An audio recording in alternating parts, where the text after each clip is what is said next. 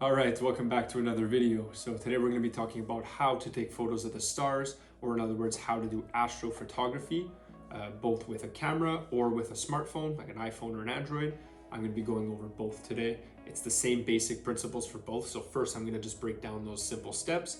And then at the end of the video, I'm going to go outside and do a live demonstration showing you how to take photos of the stars with a camera, and then also how to do it with a smartphone. So whichever method you prefer to use or whichever method you have access to, you'll see how to do that. Super simple, super fun. So I'm really looking forward to this video.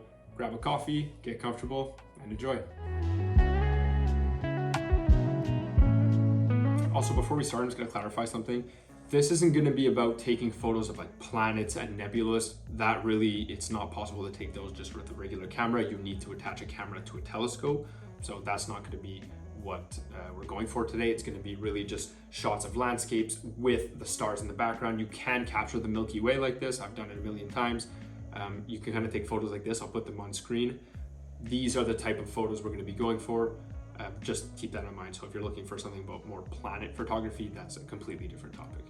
Okay, so the first thing you're gonna need, and arguably the most important thing of this, is going to be a tripod. So you can use any tripod. It doesn't have to be expensive. It can be the cheapest one you can find, but ideally you need a tripod to be able to take photos, because we're gonna be doing a long exposure for this. So our shutter is gonna be open for, say, between 10 and 30 seconds. So the camera has to remain 100% still. You can't really do this while holding the camera handheld.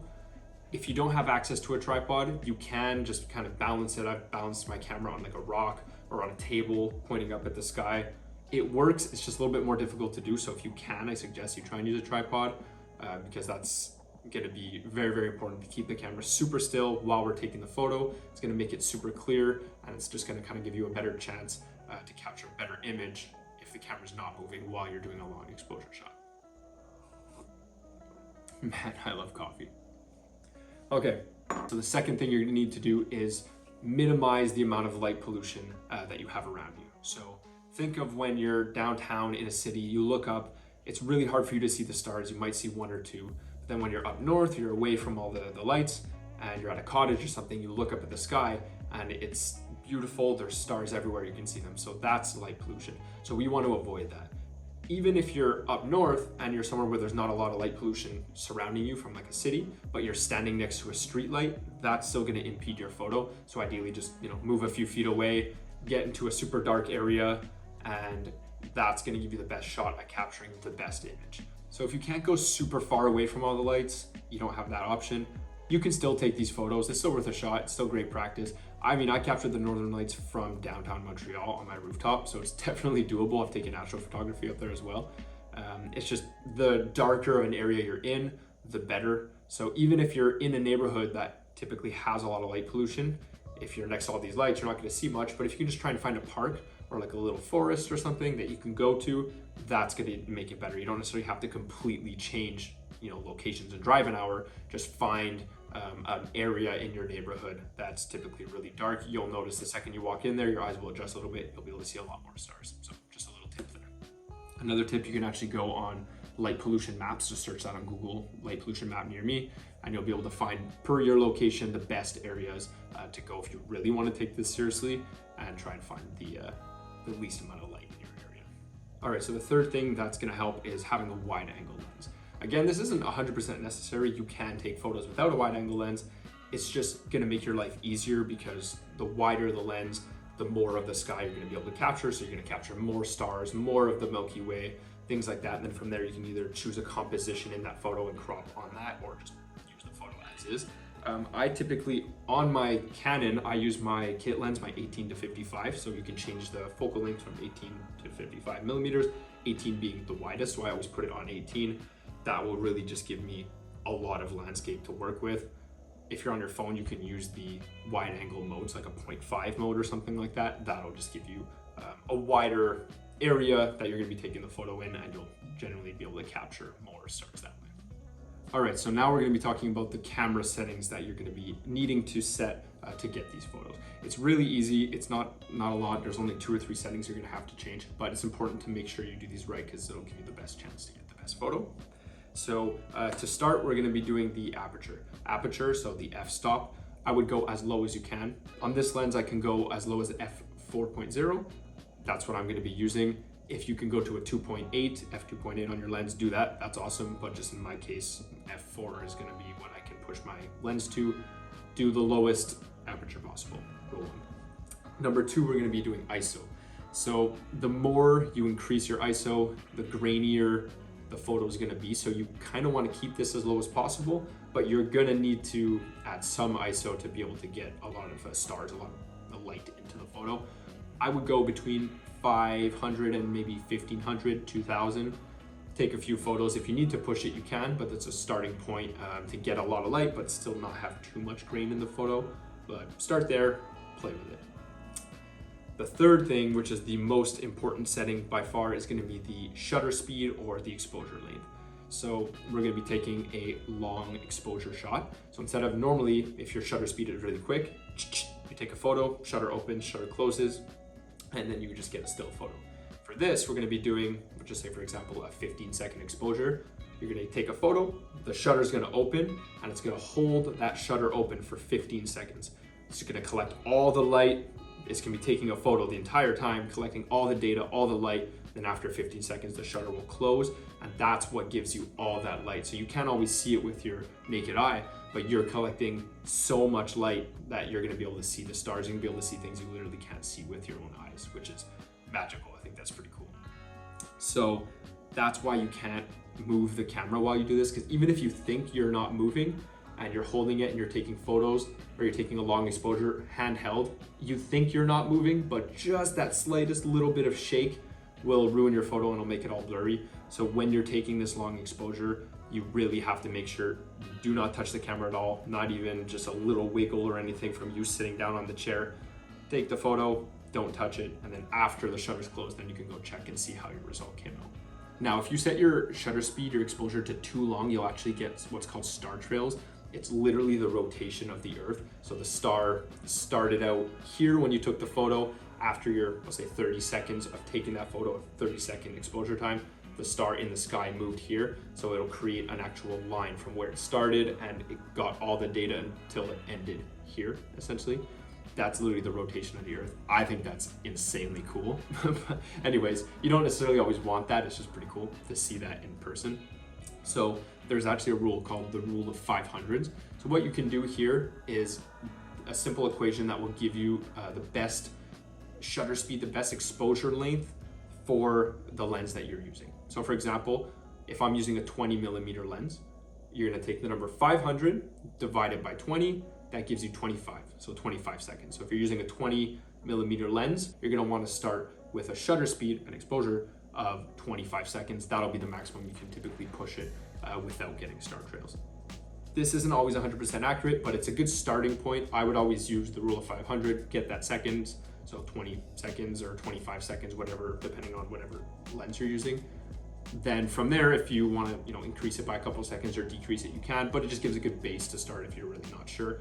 But typically we'll be doing an exposure between, we'll say 15 and 30 seconds, because you really want your shutter to be open a long time, gather all that data, gather all that light, then close. That's what's going to give you all the stars.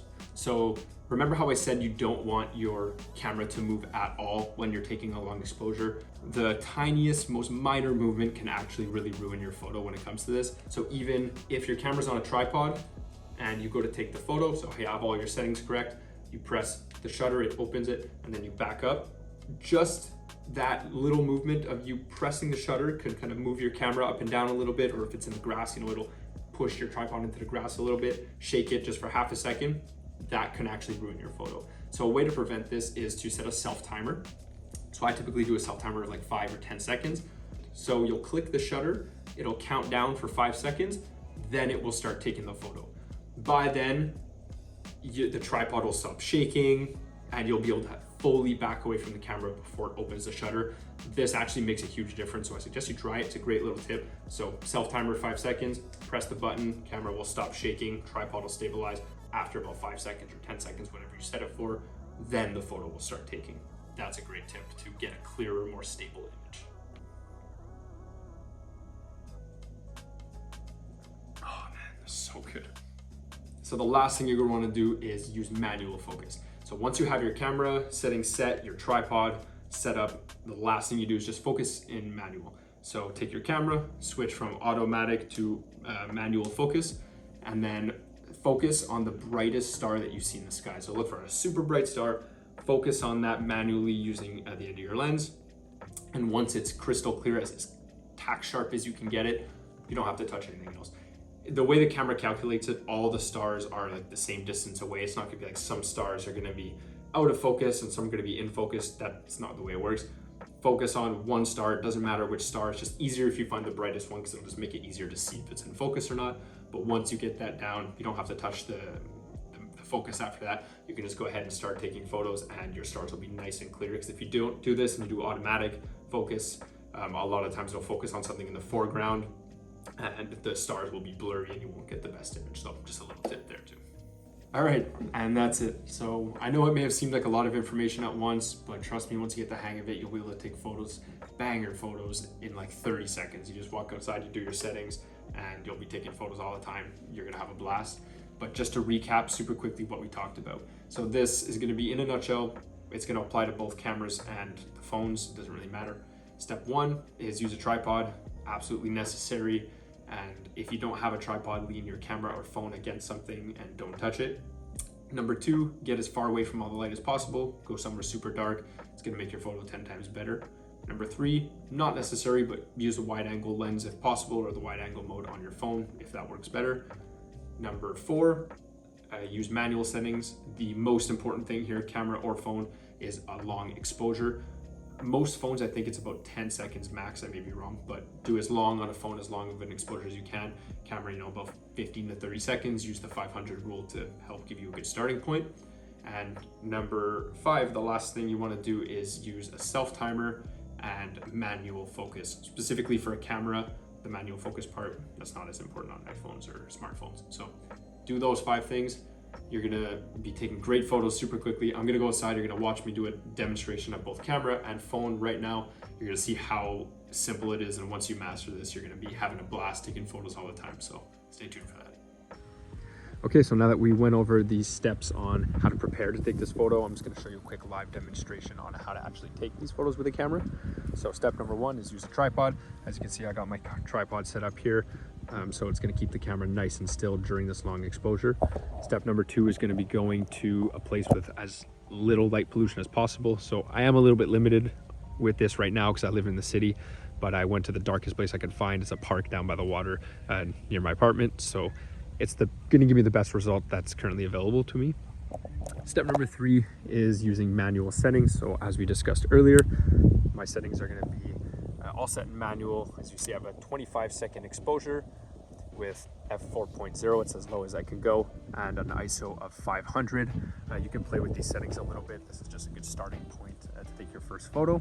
And then lastly, I used a 2-second timer, and I used a manual focus on the brightest star that I can see in the sky. So now the Big Dipper is perfectly framed between those trees up there. So I'm gonna try and take a photo of it. So all you have to do, take a photo.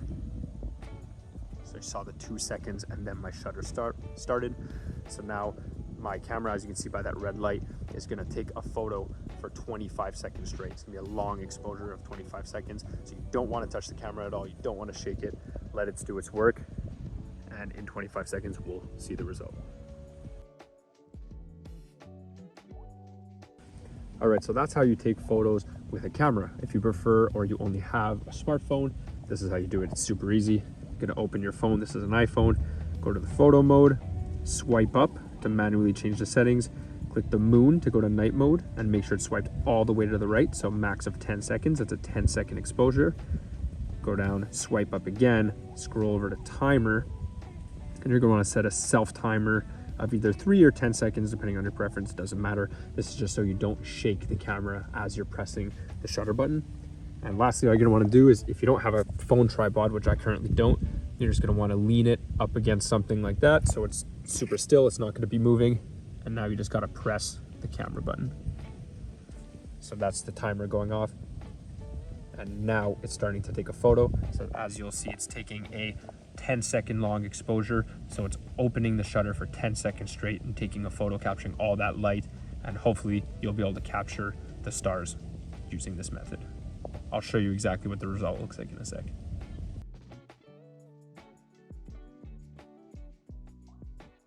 All right, and there you have it. That is how you take photos of the stars with both a camera and a smartphone. Hopefully you learned something from this video, and hopefully these tips help you take some awesome photos of our night sky. If you're able to get some shots, please send me a DM on Instagram. I'd love to see the photos you're able to take. And please don't forget to subscribe, like, and comment. All of that engagement really helps support me and helps me to make more of these videos. If you have any other suggestions for videos you'd like to see in the future, please drop a comment below. I'd love to see what you're interested in so I can make videos on that. So thank you very much. I hope you learned something and I hope you enjoyed this video. Peace.